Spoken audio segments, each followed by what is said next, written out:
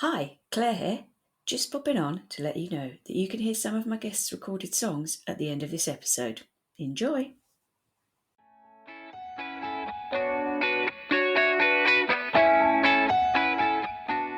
And I also had the responsibility of my team, and I was responsible for their mortgages. But it was the day that I made the call to move away from the creative role to the business role that I really started to redirect my creativity. We weren't trying to be rock stars, right? We weren't interested in doing anything other than recording for ourselves and those that appreciated our music. Hi, I'm Claire, founder of Open Stage Arts drama and singing classes for adults. Lots of the adults who come to our classes and online events are looking for a creativity that has been put on the back burner during their sensible grown-up years. I have found this to be true among other creatives too, so I've decided to find out more about the painters, photographers, writers, printmakers, actors, crafters, teachers, musicians and more that have found or refound their creativity later in life. In this episode, I'm speaking with Richard Nicoll, who took to music and songwriting when his career in design became more business-oriented and less creative. Richard joined me from his home in Dubai, and I was keen to find out how his travels have influenced his musical creativity. Hi Richard! Hello Claire! Hiya! You have been lucky enough to have a creative career in design, but when working life became less creative and more business oriented, you filled that gap with something else. What is your new creative outlet? Well, yes, Claire. I've been lucky enough to work with creative people and in creative industries all of my career, in design, in advertising and in marketing.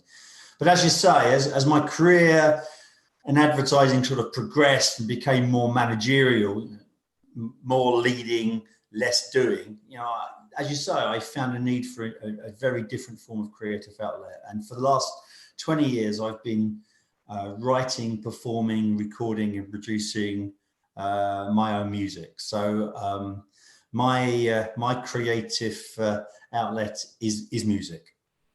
Brilliant, how exciting. Did you have a musical education?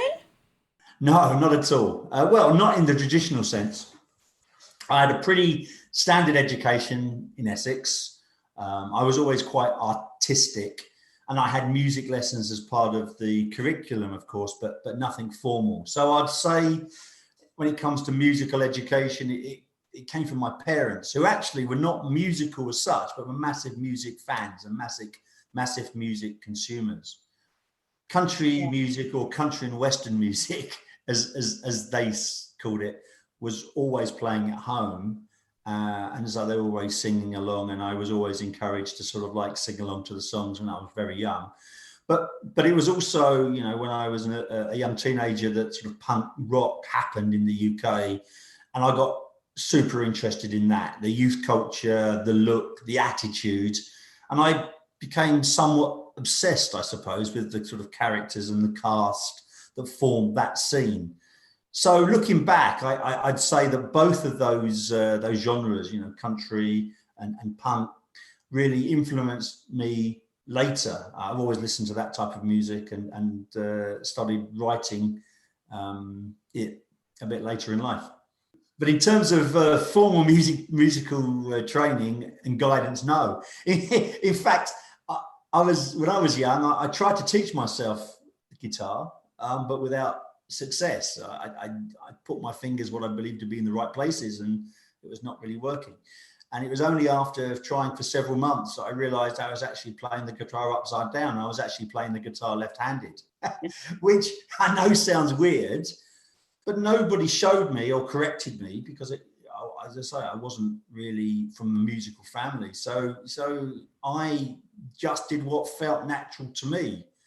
And because of that, I defaulted into sort of a single string style, which sounded horrible. But the die was cast, and I've been playing left-handed ever since.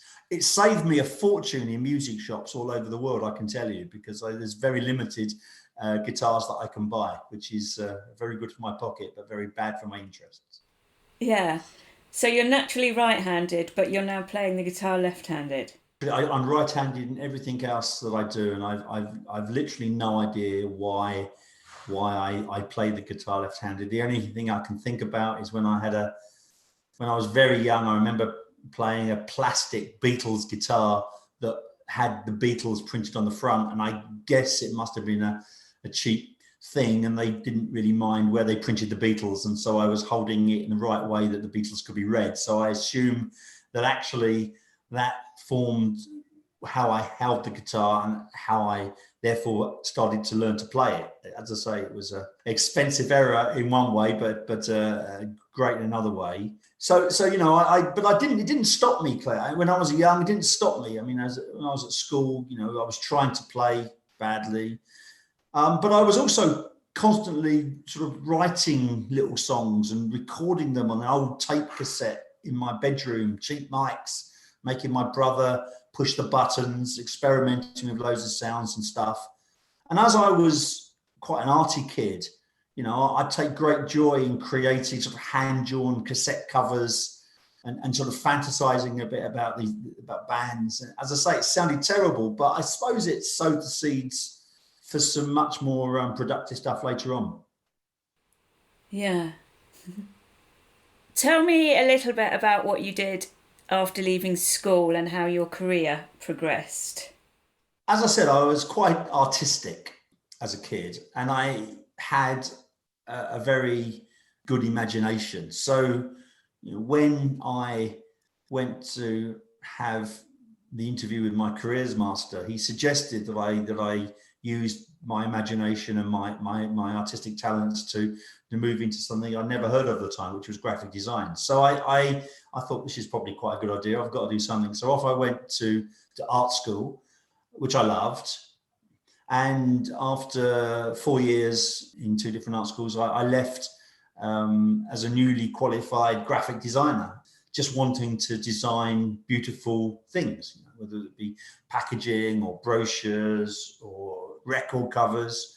You know, I just wanted to do things that were beautiful in terms of design. And I was pretty successful in that, and ended up as a design director in a couple of London agencies. I've always been arty, as I said, but I was becoming increasingly interested in the written word too, and fascinated by copy. So as it happens, the agency I was working with through an acquisition became part of Saatchi & Saatchi, the advertising agency. So around 20 years ago, I moved from design, which was predominantly a creative endeavor, into advertising, where initially I started as a creative, but it sort of changed as I rose through the organization. Saatchi & Saatchi was brilliant for me. It taught me that to really think big, and it taught me that nothing is in fact impossible. But while I was at Saatchi's, actually, for a number of reasons, you know, I became more and more involved and actually came to excel in the business side of the agency. So I was still leading a creative team then. Unfortunately, it didn't match. Being a creative and being a business guy didn't quite match the agency's rather pigeonholed structure. I was encouraged to make a call, be a suit and focus on the business, or just stay creative. I've been thought about this a lot over the years, but at the time I made the call to move into business. I really enjoyed business. I enjoyed meeting clients. I enjoyed understanding their business issues strategically as well as creatively. And I also had the responsibility of my team that I brought to Saatchi's, and I was responsible for their mortgages and their lives too. So I decided to make the call into the business side of things, and actually ended up managing agencies for Saatchi all over the world, in London, in Dubai, in Singapore, in China. But it was the day that I made the call to move away from the creative role to the business role that I really started to redirect my creativity. And very soon after that, I really started to ramp up my songwriting and my music. Yeah. Did your wife buy you your guitar at that time? She Because did. did you ask? Did she see that? I think a bit of both. I'd had guitars laying around the house all the way from my teenage years, and I met my wife when I was relatively young, and we set up home together and had a family. And I'd always had sort of guitars hanging around the corners of rooms, and I'd pick them up and I'd try to play them, and I couldn't. So she realized, and I realized about that time it was high time to take a proper stab at learning guitar. So for my birthday in my early 30s, I can't remember which one, I asked for this left-handed semi-acoustic bass guitar. And hey presto, when I put my fingers on the right strings on the right part of the fret, it was the correct note. So all of a sudden I could start to make the right sounds. And that was hugely enjoyable. And I'd been playing probably for about a couple of weeks, and I had a bit of a stroke of luck. My kids at the time attended the local Cub Scout group. And so it happens that it was the time of year for the annual camp. And the other dad said to me, well, Rich, bring your guitar along and we'll play together. And I thought, well, this is all going to be around the campfire and kumbaya and that sort of stuff. But it turned out to be quite different. It turned out to be really, really enjoyable, playing all sorts of music. They were sort of showing me what to do. And I was, playing enthusiastically on this bass guitar. But of course, the audibility of the acoustic bass guitar in the middle of the woods is pretty low. I really could have been playing anything. A while later, one of the dads, Jeff, rang me and said, "Hey, I'm in this band, Rich. Our bass player has gone AWOL. Do you want to step in?" And I said, "Well, Jeff, I'd love to, but I can't play." He said, "No, you'll be fine." And I thought about it, and I thought, well, what's the worst that could happen? And I thought about back to the camp, thought of Jeff's guitar playing, and I thought, well, he wasn't great, so I'll give it a go. Sorry, Jeff. He said, "Fantastic, Richie. I'll put my drums in the car and I'll pick you up for rehearsal at 6. I said, "What do you mean?" He said, "Well, I'm the drummer." So it turned out he was the drummer, and he was a very, very good drummer. And I turned up at this rehearsal room, and the other band members were equally virtuoso. So, I turned up, and even before I got into the room, I heard this guy on the keyboards that was playing like John Lord, and the guitar player was almost like Eric Clapton-esque in terms of the riffs he was coming out. I think I'm going to be in a lot of trouble here, but they were very, very kind, and they helped me tune the thing up and showed me where to plug it in, showed me what to play. And actually, within a month of starting, I was actually playing live gigs with this group, just covers. But even so, you can imagine after 30 odd years of wanting to do that, it was a brilliant thing to start to do. And in fact, because this was the start of a new process, almost a new chapter, I think, I really got into my songwriting. So I started writing songs for that band, and we played a couple of them live, which was remarkable. And beyond that, I've pretty much played guitar every day since. Amazing. Yeah, progressing, of course, from bass, which is what I started, to 6-string guitar. Along the way, I learned to play mandolin and ukulele. And because I've been traveling around the place, various Asian and Middle Eastern stringed instruments. But the more I played, the more I wrote, the more I recorded, the more I built up sort of like a library of sounds and a library of ideas, which has been super fun. Oh, cool. You've mentioned the travelling, and you travel a lot with work. How has that influenced your music making and your songwriting? Massively, actually.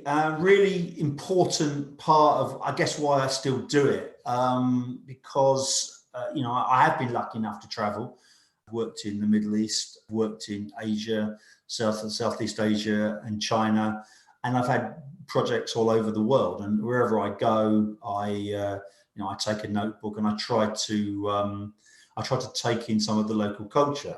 In terms of the songwriting style, I'd like to think I have a varied style, but I do tend to default to lyrics that have a sort of mirror where I am in the world and what's going on in those places at the time. And importantly, my life, but also the lives of those around me that I meet. So I like to write songs from the perspective of the people that I meet, whether that's a taxi driver in Delhi, a merchant banker in Hong Kong, or an expat. Also, the songs often express some angst. It was probably, the same stories or vibe as I was listening to in my teens, the stories that were in country music. Sometimes they're sad, but also the angst that's in punk rock. So it was sort of themes that focused on the tension of everyday lives. And I've learned along the way, it's not just teenagers who are angry and confused, by the way. I lived for the last 5 years before I came here in Hong Kong, right up to last year. And I saw the tensions building there. And you can imagine how the breakdown of that society might resonate, with the sort of anarchy in the UK vibe that I grew up with in the 70s. It was very real. In fact, one of the last shows I played in Hong Kong with my band, we were playing the cover of the Clash's White Riot as riot police were running down the streets last October. It was the Chinese National Day. We played at a small venue, and there was lots of kerfuffle in the audience as we were playing White Riot. And it turned out afterwards that there was a riot police running down the street outside the venue as we were playing it. So it was very real. The songs that I write tend to reflect that. They're often loud, they're often fast, but hopefully they have a good story embedded in them all. That's brilliant. And the kind of parallels that you're seeing now that you were as a teen as well. That's been the joy of it, actually, because the themes, in some way it's disappointing that the themes that were so resonant to me as a sort of like fresh-faced teenager are still evident in our society, not just society in the UK, but society everywhere. And as I've got older, I'm still frustrated and angry about some of those things, and I like to write about them, and I like to write about them from my point of view, but I like to write about them from the point of view of other people that I meet. Yeah. From learning to play and continuing to learn, and then playing in covers, and then playing actual live gigs, how did it come that you formed a band and recorded an album in your 50s? And what was your motivation to do that, to move from actual performing to recording? Well, as I said, I've always been interested in recording since I was a small boy in my bedroom. And as I mentioned before, I got into very soon after I picked up a guitar properly for the first time. I was sort of co-opted into a band. So for 15 years or so, I'd been in bands, some covers bands, but some bands as a vehicle for my own songs. And I played a lot around where I lived in Essex, played a lot of the open mic small shows to be able to sort of showcase my music.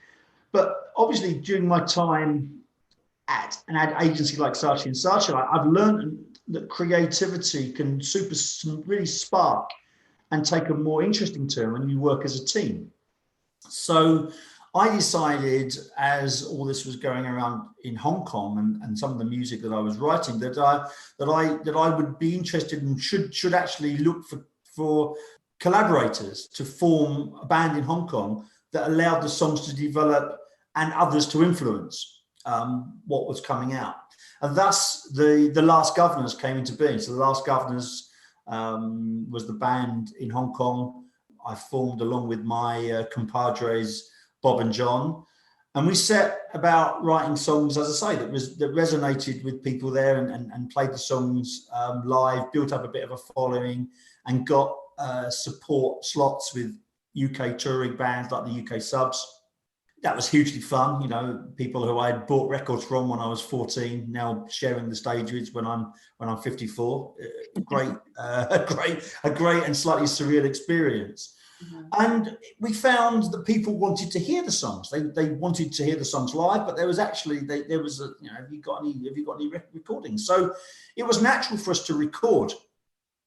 So we set about creating a couple of years ago what was in effect a punk rock album inspired of original music, you know, from guys who are in their early 50s. But I think because of the themes that we were singing about were totally authentic for people of a certain age and relevant to where we were in Hong Kong, it sort of worked.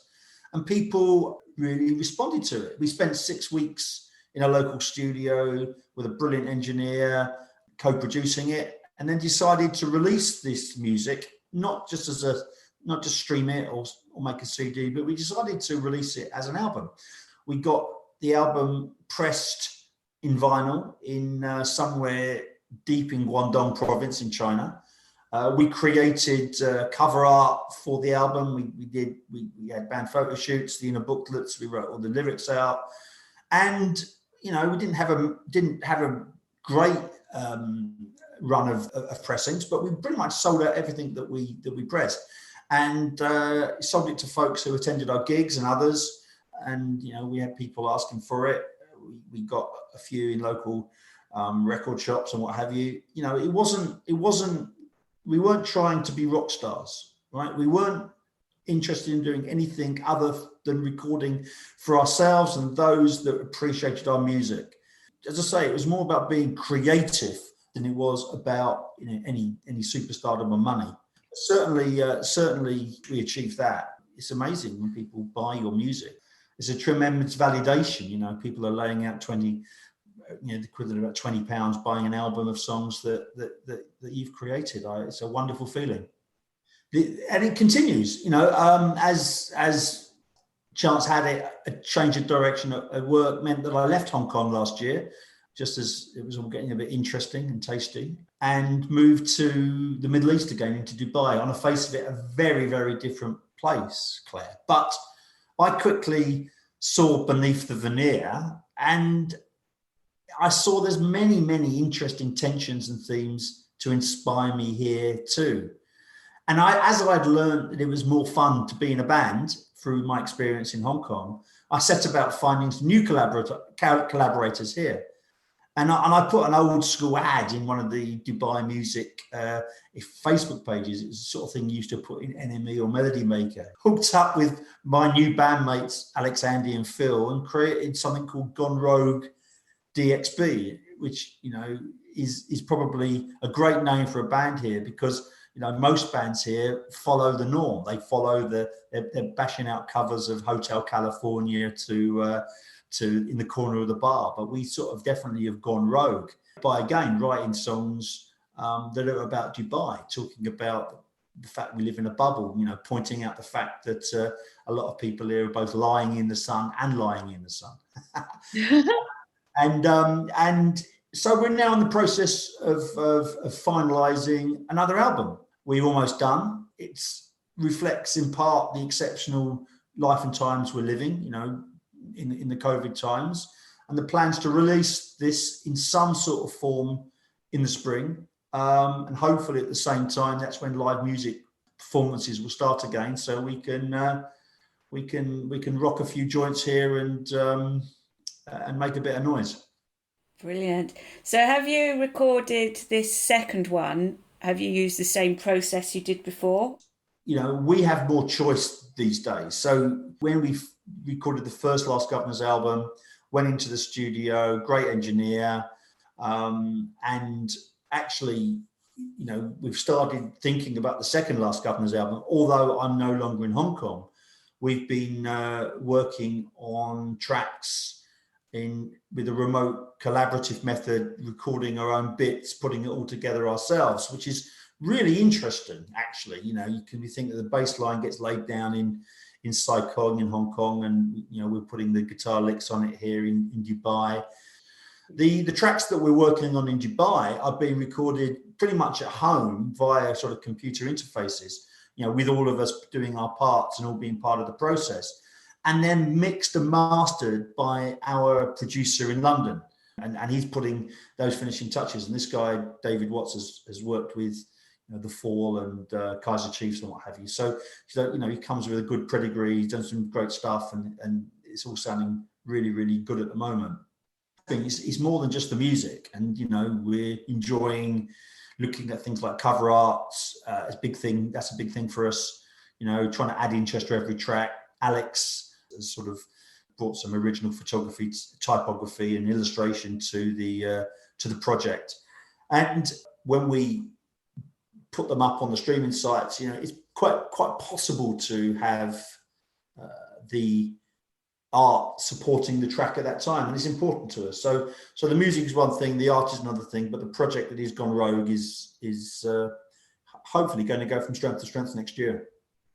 So you don't mind that Alex has done some cover art then? No, not at all, because absolutely everything that I've done in terms of music, in terms of that, has been, I've pretty much done it all myself. It's very much this DIY approach. So to actually meet someone who was both a brilliant bass player, but also, as creative as me in terms of aspiration, and he's absolutely not from a creative career background. He works in property, in real estate. So to have someone who is as creatively fluid to collaborate with on every aspect of the band has been brilliant. Yeah, brilliant. So what are your plans for the future? I guess it may depend a bit on travelling, or maybe you have more control over it. Well, I'd certainly love to travel. I mean, I still love traveling. I've been nowhere for a year pretty much. But that is okay, because I'm doing my best to make sure the madness of the world doesn't hold me up. Live performance is out of the question right now. I've actually been performing my songs solo via stream, Facebook open mic, and that's been real fun as well. That's given me another thought about how I could get my music out to people, and that's been very well received. In the immediate future, I don't see too much traveling, but I see the need, and I'm looking forward to finishing the Gone Rogue album, getting ready to perform that album live here in the spring, maybe other places too. Keeping going, writing my own songs. I now have more than enough material to start thinking about a solo album, and a little bit more confidence in the fact that I understand the process a lot more, that solo album could be a really good product. I'm thinking of calling it Nicoll after my surname. I thought that could be a good name for it. It's an uncertain world right now, Claire. Of course it is, but I'm certain I'm going to keep doing this, and the longer I do it, the more I enjoy it. I'm going to keep writing. I'm going to keep recording, keep being creative. Although the job I do now is more creative. Again, the great thing is that it hasn't stopped my creativity in music. So I'm getting the best of both worlds now. I'm creating advertising campaigns as well as writing music. So I'm going to keep up this DIY approach to the music creation, and wherever I am in the world, hopefully it'll inspire me to do more. It's good that, like you say, you've got the visual still getting involved with now creatively, and the audible, but also the confidence. You've mentioned the confidence that you've gained when people buy albums, or people come to see a show, or people want to see you streaming on Facebook. Overall, that confidence has built in your musical ability has been all on you, really, I think, hasn't it, rather than an actual training? Yes, that's a really good way of putting it. I think if it's expected as someone who trained as a designer and works in design and advertising and marketing, it's expected for people to behave in a creative way. And creativity, by definition, is using intellect and using your imagination to overcome problems in hopefully unique and original ways. And so that's expected, but the confidence to be able to do that in a hugely congested space like music, and to be able to have the self-belief that people are going to take you seriously as a musician is something that's developed. And so it's exactly right. I think that, although I listening to your podcast series, there's lots of people here who have not come from creative backgrounds, who have found creativity. I've just found a different area of creativity, and confidence is hugely important in being able to optimize that and to bring forward all of that potential.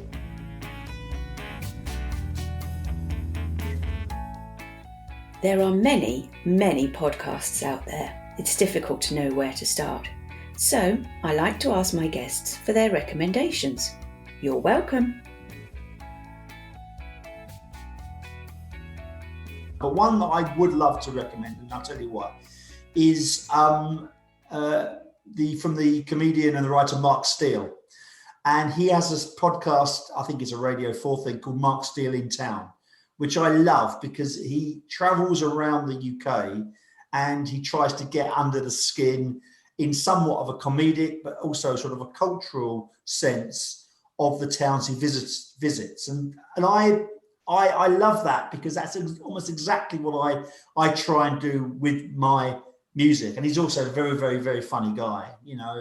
He was he will come up with local pearls of wisdom that are absolutely on point with his audience in that locality that people outside of the town, outside of the area, would never know about. And he draws tremendous reaction. I love listening to it because I learn more about places every time I listen to him. So no more than that. I see some of what he does in that inspires what I do.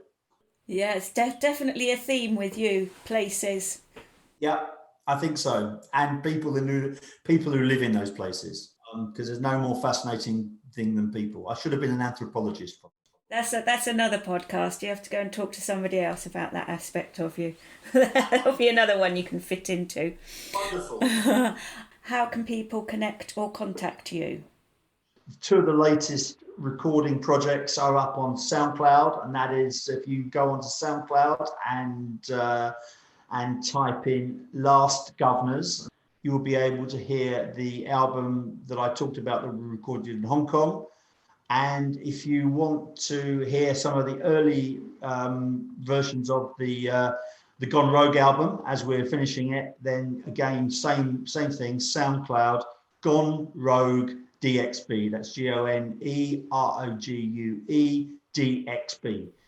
Fabulous. Thanks so much, Richard.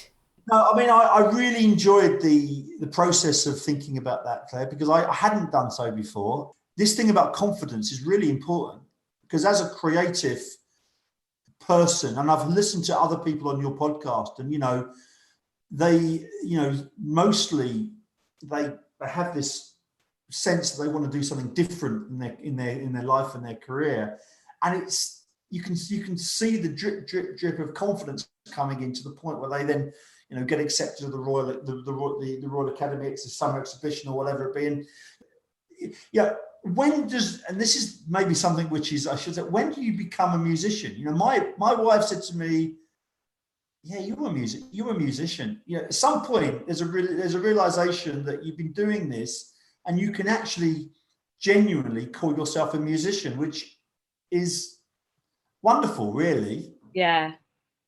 Same as a writer, I suppose. A lot, yes, definitely. And a lot of the chat with people kind of helps them to frame that as well, where they haven't done so before, by talking to me on the podcast. I sent you this. Okay. This is the script, right? I wrote this morning. And as I was writing it, I was thinking, you know what? This is actually really interesting. Because I was very conscious that I wanted to answer your questions in a relatively concise way and didn't want to go off on a tangent. Yeah. So, I appreciate it. It's been a great experience. So thank you very much. You're welcome. You're welcome.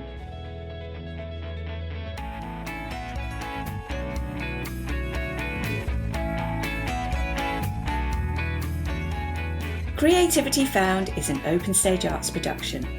If you are listening on Apple Podcasts, please feel free to subscribe, rate and review. If you would like to help fund future episodes, you can buy us a coffee. That's ko-fi, the online platform that helps creators receive financial support from fans of their work. Visit ko-fi.com/creativityfoundpodcast. If you have found your creativity as an adult and would like to talk to me for future episodes, drop me a line at claire@openstagearts.co.uk. On Instagram or Facebook, follow @creativityfoundpodcast, where you will find photos of our contributors' artworks and be kept abreast of everything we're up to.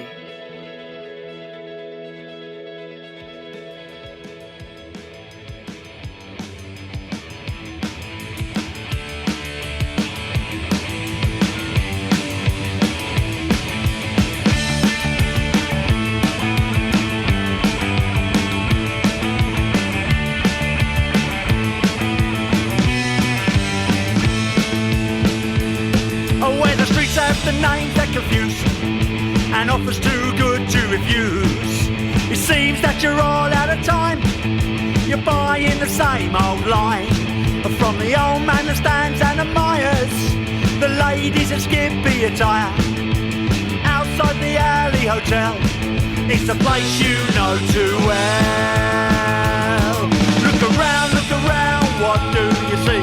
Total uniformity, all dressed up, nowhere to go. You're the only white boy in Shamside Bow. You're the only white boy in Shamside Bow. Electronic circuits are broke in the alleyways having a smoke. Here you can never be free from a sense of uncertainty. And the wolves that go hunting in packs sell you the shirts off their backs. You're outside the market hall and you've been heading for a fall. Look around, what do you see? Total uniformity, all dressed up, nowhere to go. You're the only white boy in Shamside Bow. You're the only white boy in Shamside Bow. You're the only white boy in Shamside Bow.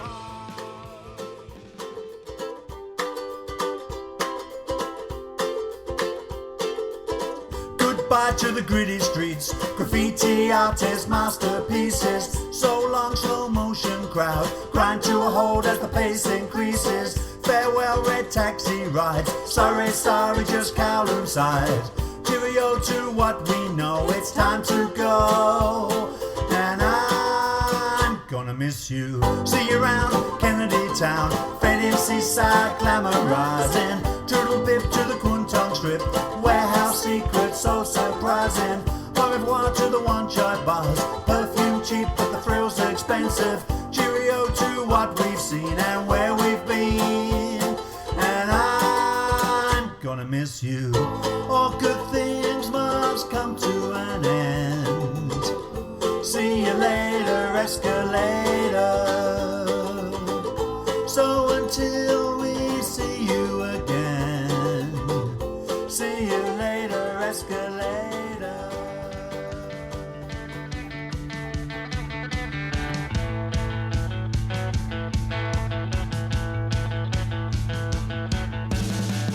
Here she comes again, here she comes again, here she comes again. It's Jamira Jane, always somewhere to go. But what she does, nobody knows. Here she comes again, here she comes again, here she comes again. It's Jamira Jane, always dressed to impress. But she looks like all the rest. And back at home, they're looking at you. They're working the checkout, they're trying to make do. 'Cause it all seems so easy for you. Here she comes again, here she comes again, here she comes